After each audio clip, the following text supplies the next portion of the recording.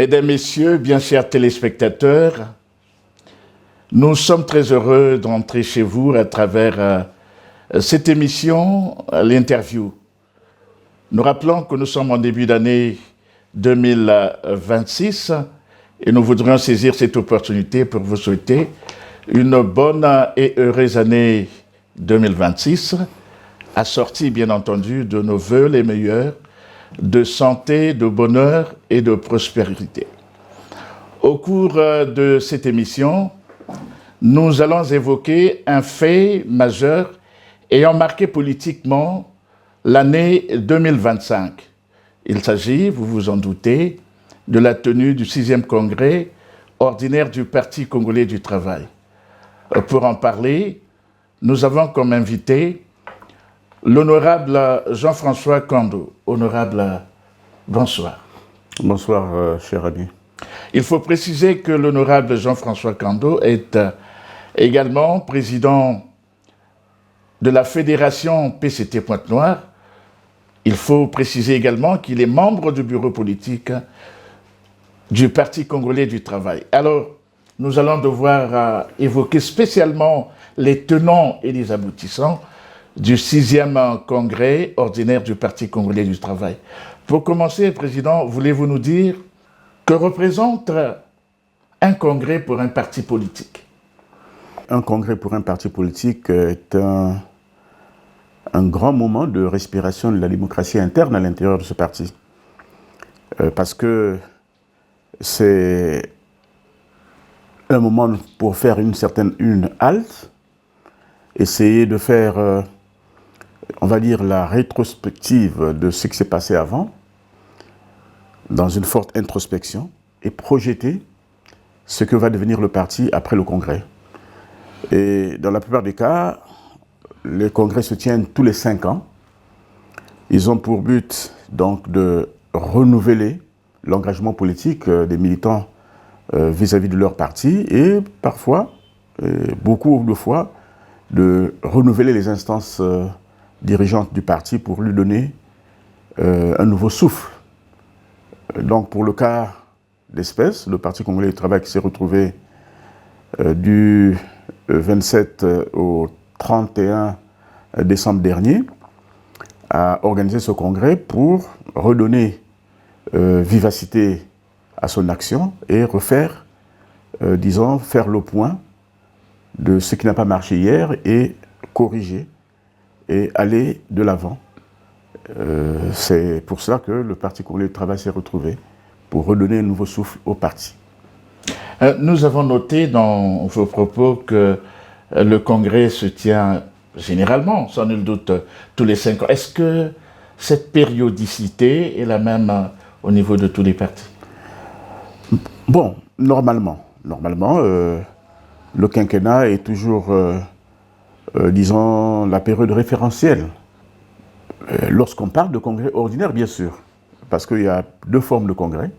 Il y a le congrès ordinaire. Celui-ci s'organise en temps normal. Si l'on l'organise après 5 ans, ça veut dire qu'il n'y a pas d'événements majeurs qui ont bousculé les équilibres à l'intérieur du parti, qui ont créé des freins pour le fonctionnement du parti. Mais lorsqu'on constate qu'il y a quelques freins, il y a toujours possibilité d'organiser un congrès extraordinaire à tout moment pour remettre le parti sur les rails et faire avancer la machine. On va rappeler à notre cher téléspectateur que le Parti congolais du travail, PCT en acronyme ou en sigle, a tenu son 6e congrès ordinaire du 27 au 31 décembre 2025. Est-ce qu'on peut rappeler, Président, les activités qui ont précédé? Bon, effectivement, lorsqu'on va à un congrès, il faut le préparer. Et au niveau du Parti congolais du travail, ce congrès a été minutieusement préparé. Au commencement, on a mis en place un comité préparatoire et d'organisation du congrès, qui a été présidé par le secrétaire général, le camarade Pierre Moussa. Et derrière ce comité préparatoire, on a mis en place des commissions thématiques qui ont réfléchi sur plusieurs thèmes Par exemple, la refonte des statuts, la refonte du règlement intérieur, la politique économique du parti, la doctrine économique du parti, la politique nationale, la vision du parti sur le plan de, des infrastructures, par exemple. Bon, en tout cas, pas mal de thématiques qui ont été mises en place. Et de là, on a créé des commissions qui ont travaillé là-dessus. Il y en avait, je crois, 5 ou 6, je pense, peut-être que je me trompe. Mais en tout cas, il y avait des commissions qui ont été mises en place et des sous-commissions qui travaillaient à l'intérieur même des grandes commissions mises en place pour préparer les documents qu'on devait présenter au Congrès. Et donc, tout cela a été bien orchestré. Et puis, il y a eu des sessions du bureau politique. Il y a eu des sessions du bureau politique pour entériner les documents tels que présentés par les commissions. Il y a eu, après, des sessions extraordinaires du comité central pour, là aussi, entériner les documents. Et c'est à l'issue de tout ce processus que le Congrès a pu s'organiser sans heurts. Président, on note également que, en termes de participants, près de 3000 délégués sont venus des 15 départements de notre pays, donc des différentes fédérations du Parti congolais du travail. 3000, ce n'est pas rien, mais quels ont été les critères de choix de ces délégués au Congrès? Bon, mais tout ça, ça va dans l'organisation. Je n'ai pas fini avec l'organisation parce que, en dehors de tout le process que j'ai défini tantôt, il y a eu convocation des assemblées générales dans tous les 15 départements que compte notre pays, où le Parti congolais du travail est fortement représenté. Donc, nous avons eu des assemblées générales des comités. Et à l'issue de ces assemblées générales, il y a des délégués qui ont été, disons, retenus par comité et qui ont participé au congrès fédéral. Et à ce congrès fédéral, justement, à l'issue de ce congrès fédéral, on a choisi les délégués de la fédération au niveau du congrès national. Voilà comment nous avons procédé pour faire de telle sorte qu'il y ait toute cette participation forte, parce qu'il y avait des quotas qui étaient déterminés. Pointe-Noire avait par exemple un quota, outre les congressistes d'office qui étaient les anciens membres du comité central, plus les camarades qui avaient travaillé dans les commissions et sous-commissions préparatoires et d'organisation du congrès. Pointe-Noire, par exemple, a obtenu 150 délégués de plus qui sont venus s'ajouter aux congressistes d'office pour faire le nombre qui nous a permis d'aller participer activement au congrès. Alors, le congrès était sous-tendu par un thème précis, proposé, comme vous l'avez dit, par le comité d'organisation. Le thème était celui-ci: cadres, militants et sympathisants du Parti congolais du travail, dans l'unité, la cohésion et la discipline, en avant pour la consolidation de la paix, de l'unité nationale et de la démocratie en vue de l'accélération de la marche vers le développement. Voilà le thème du congrès.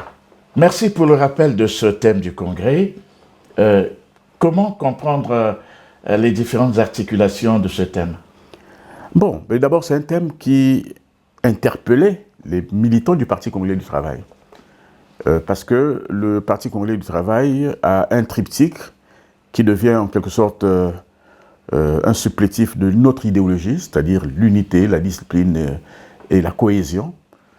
Parce que c'est dans l'unité qu'on construit, c'est dans la discipline aussi. Sans discipline, vous ne pouvez pas avoir une ligne de conduite qui soit, disons, rectiligne. Et la cohésion, c'est-à-dire le fait de rassembler. Et donc, c'est dans ce triptyque que le Parti congolais du travail a tiré sa substance pour inviter d'abord les congressistes, mais au-delà des congressistes, les Congolais, à conforter l'unité nationale, la paix, qui sont des éléments importants pour un développement harmonieux de notre pays, pour que nous puissions poursuivre la marche vers le développement. C'est tout à fait normal parce que la marche vers le développement est le projet porté depuis 2016 par notre candidat naturel, le très grand camarade Denis Sassou Nguesso. Et donc, c'est sur ces bases que la conscience collective des membres du Parti congolais du travail a été interpellée autour de ce thème. Et c'est sur ces bases-là que nous avons travaillé. Et il me semble que nous avons pu consolider notre unité, nous avons pu consolider la discipline et la cohésion pour avoir les résultats que nous avons obtenus. Nous en parlerons. On vous a entendu parler du très grand camarade Denis Sassou Nguesso. On y reviendra tout à l'heure parce que ça fait sans nul doute partie des résultats ou des réformes, des innovations apportées par ce congrès. Mais avant tout, prévu pour s'achever le 30 décembre, on a vu ce congrès être prorogé d'une journée. La clôture s'est faite finalement le 31 décembre 2025. Comment justifier cette prorogation? Non, mais écoutez,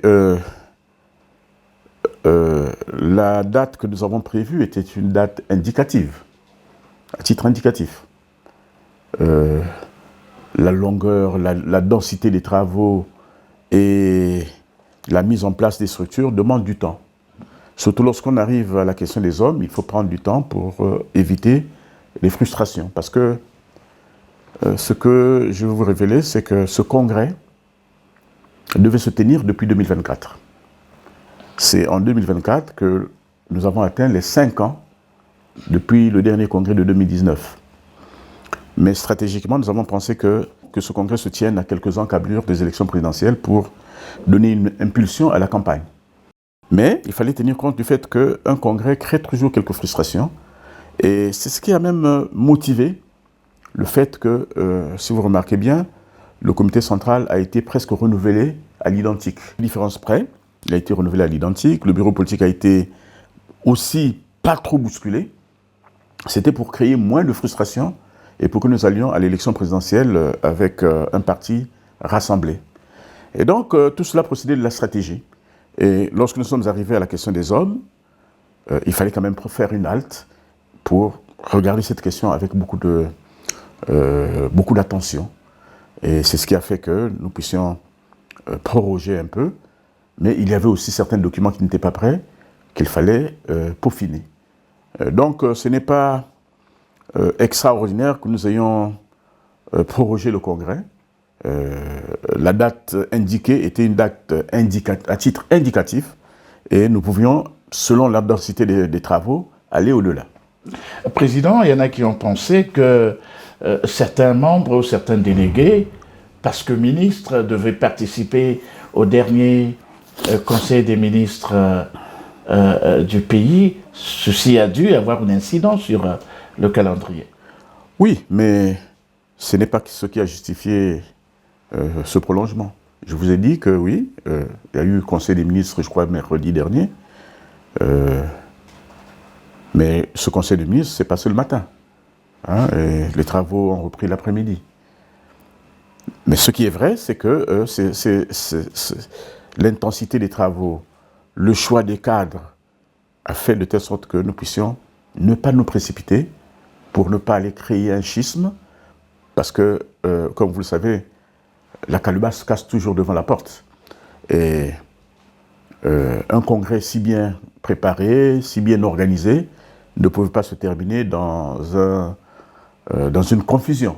Et c'est pour cela que le présidium du congrès a pris son temps pour faire de telle sorte que ce congrès se termine en apothéose. Venons-en aux résultats issus de ces assises. Quel a été l'apport de la Fédération PCT Pointe-Noire à ce congrès? Bon, l'apport de la Fédération Pointe-Noire a été celle que les autres fédérations ont dû apporter. D'abord, la participation. Nous avons eu une participation effective sur le plan du nombre, sur le plan de contribution aussi, mais aussi sur le plan de la contribution financière. Pointe-Noire a fait amende honorable. Je ne vais pas citer les chiffres parce que c'est toujours indécent comme ça de citer les chiffres, mais voilà, nous avons eu ces étapes-là. Et Pointe-Noire a été très active et à travers le discours que le président de la fédération a tenu, je crois que Pointe-Noire a fait bonne figure à ce congrès. Au-delà de l'investiture du président du comité central, en qualité de candidat du Parti congolais du travail à l'élection présidentielle de mars 2026, ce dernier, donc le président du comité central, a été doté d'un nouveau statut, celui de très haut camarade, vous l'avez dit tout à l'heure, et j'ai signifié qu'on y reviendrait. Voulez-vous nous expliquer la particularité de ce nouveau statut? Bon, c'est une longue histoire. Hein. Vous savez que le président Denis Sassou Nguesso est au PCT, on peut dire, le dernier des Mohicans.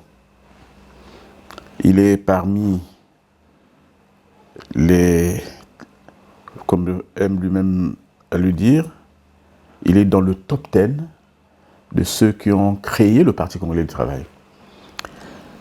Et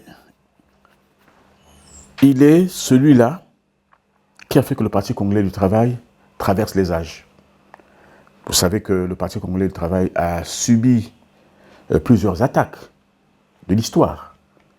Si on se réfère simplement aux événements des années 90, tout le monde avait parié sur la disparition du Parti congolais du travail. Malheureusement, le Parti congolais du travail, tel un roseau qui ne rompt pas, a résisté au temps, a contourné tous les pièges. Un roseau qui plie mais qui ne rompt pas. Qui ne rompt pas. Il a contourné tous les pièges et aujourd'hui, force est de constater que c'est la première force politique de notre pays. Quoi qu'on en dise, c'est la première force politique de notre pays. C'est une école. Et l'autre prouesse du président Sassou Nguesso, c'est d'avoir fait la transition du Parti congolais du travail en tant que parti marxiste-léniniste, donc parti d'avant-garde, vers un parti de masse à obédience social-démocrate, sans heurts, sans que la colonne vertébrale ne soit bousculée. Et ça, c'est ce qui a fait la force du Parti congolais du travail qui s'est adapté à l'ère du temps. Et aujourd'hui, le Parti congolais du travail est passé de parti marxiste-léniniste à parti de social-démocrate grâce à la sagacité politique du camarade Denis Sassou Nguesso. Et le plénum du Congrès, pour le lui reconnaître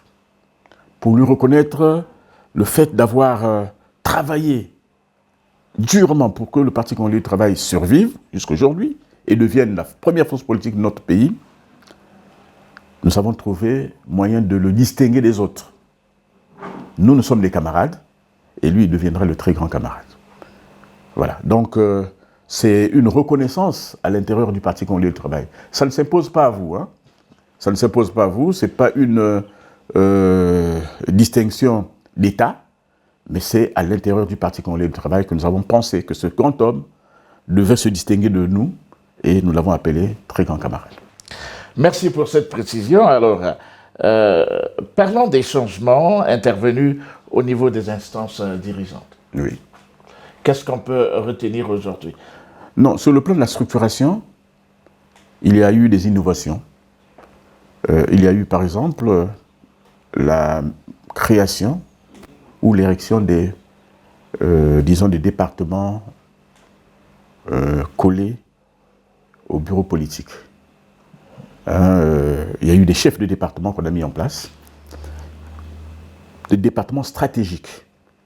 Parce que le Parti congolais du travail est un parti du gouvernement, il doit avoir un laboratoire qui réfléchit sur les questions, disons, économiques, sur les questions de souveraineté, sur les questions juridiques, sur les questions d'infrastructure, sur les questions d'environnement. En tant que parti du gouvernement, ce sont ces propositions qui doivent constituer le projet de gouvernement lorsque nous accédons au pouvoir. Et donc, nous sommes là en train de rattraper quelque chose qui n'était, un vide qui existait au niveau du Parti congolais du travail, celui d'avoir des commissions stratégiques pour la réflexion. Bien sûr, à côté, il y a le secrétaire permanent, qui est celui-là qui gère le parti au quotidien, entre deux bureaux politiques. Mais les secrétaires, plutôt les commissions permanentes, stratégiques, sont des commissions qui sont là, avec toute une organisation, pour sortir des études, des réflexions sur comment gérer certains pans de la vie nationale. Donc ça c'est une innovation forte qui met le Parti congolais du travail, effectivement, aujourd'hui, comme un parti de gouvernement, et dont le parti va avoir l'œil, désormais, sur les politiques publiques menées par le gouvernement, son gouvernement, qui sera mis en place. Parce que tout cela sera, disons, visualisé par ces commissions spécialisées. Est-ce que les résultats issus de ce 6e congrès ordinaire pourront impacter sur le fonctionnement des fédérations départementales?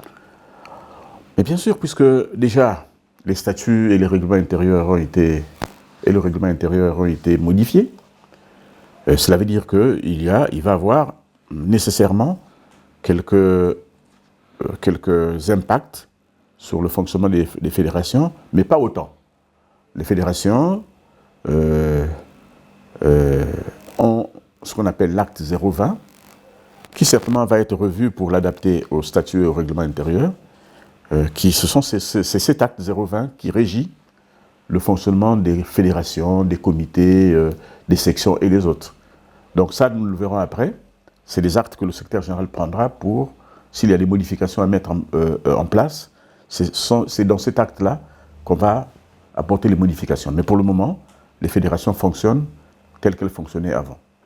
Président, je m'en voudrais de ne pas épingler au cours de cette émission quelques critiques formulées à l'endroit de ce 6e congrès ordinaire du PCT.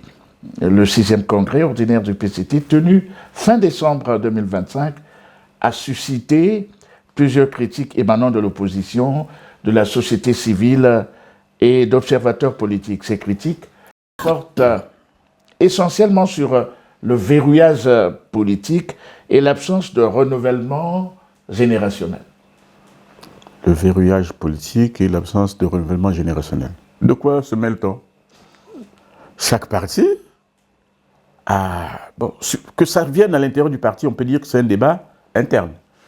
Mais je suis surpris de voir que l'opposition s'intéresse à ce qui se passe au Parti congolais. Peut-être oui, parce que le Parti congolais du travail est le parti au pouvoir. Mais chaque parti a ses stratégies. Mais ce parti a été, je crois, les instances ont été renouvelées.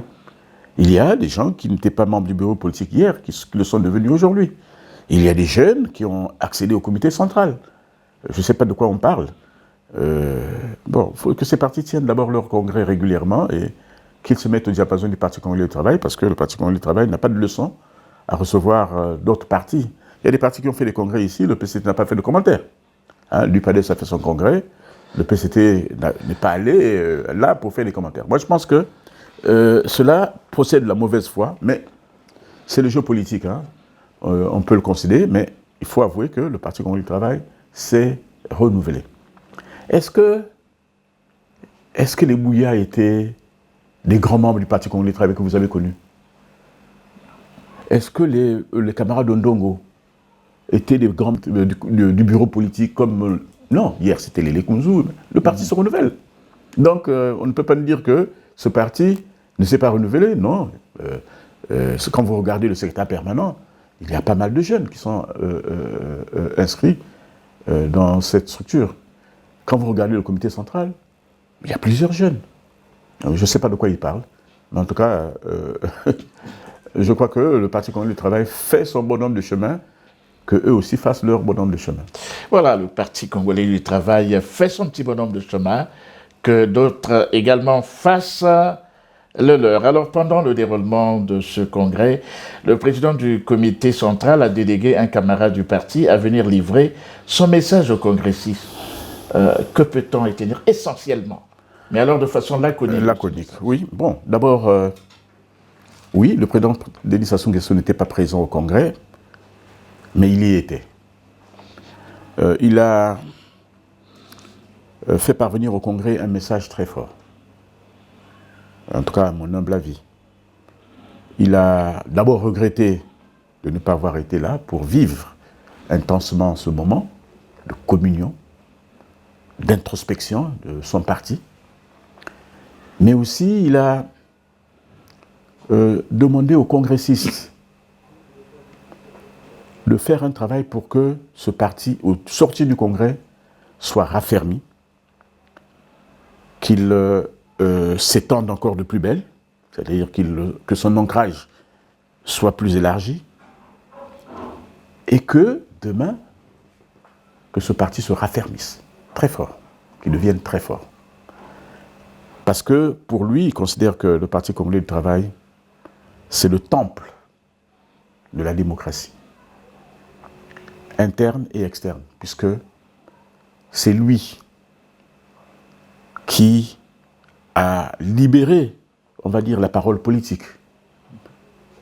Mais sous le joug du Parti congolais du travail, qui était parti d'avant-garde, qui pouvait aussi faire comme les autres, faire de la résistance.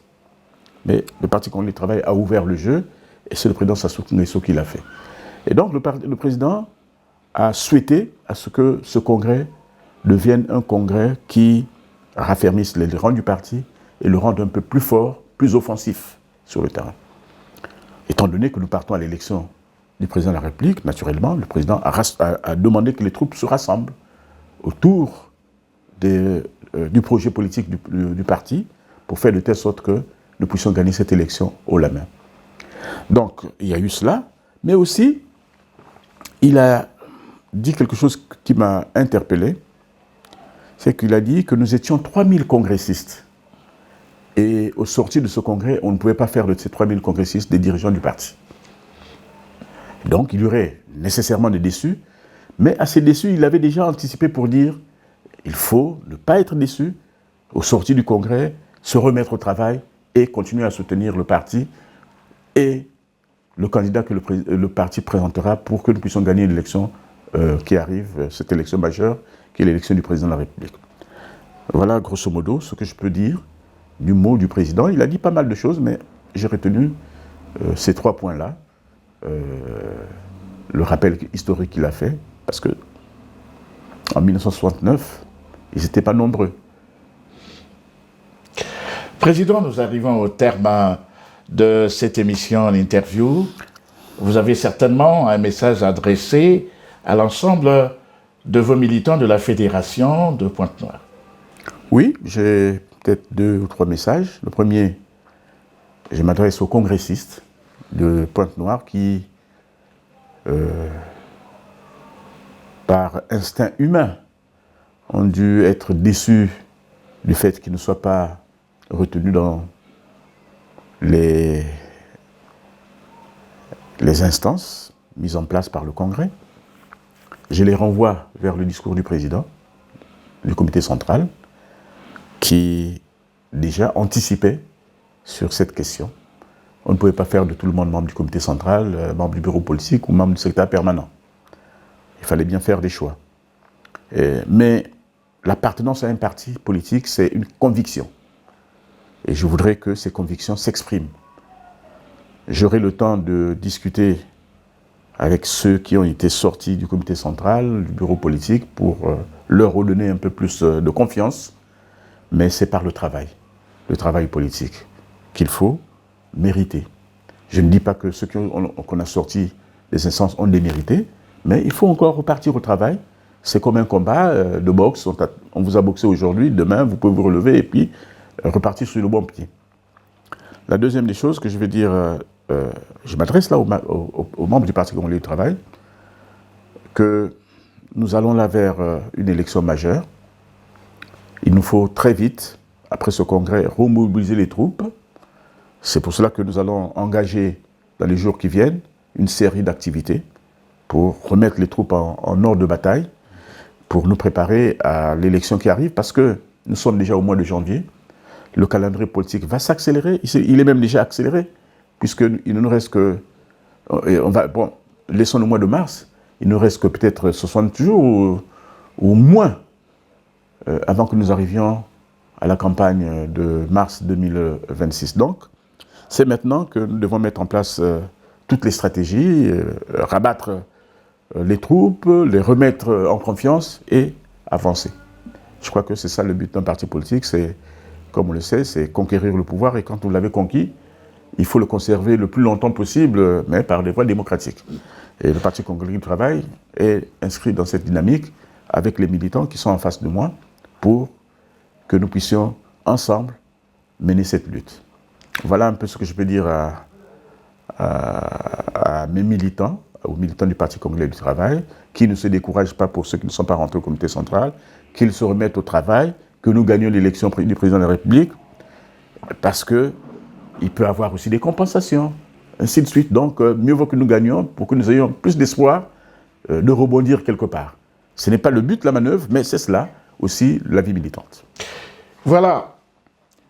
Le but d'un parti politique, c'est de conquérir le pouvoir, et lorsqu'on l'a conquis, bien entendu, le maintenir. Dixit, le président Jean-François Kando, qui est un membre du bureau politique du Parti congolais du travail, et avec qui nous avons fait le point du 6e congrès ordinaire de ce parti, complètement bouclé, cette édition. Si vous avez aimé, nous aurons le noble plaisir de vous retrouver au prochain numéro. Au revoir.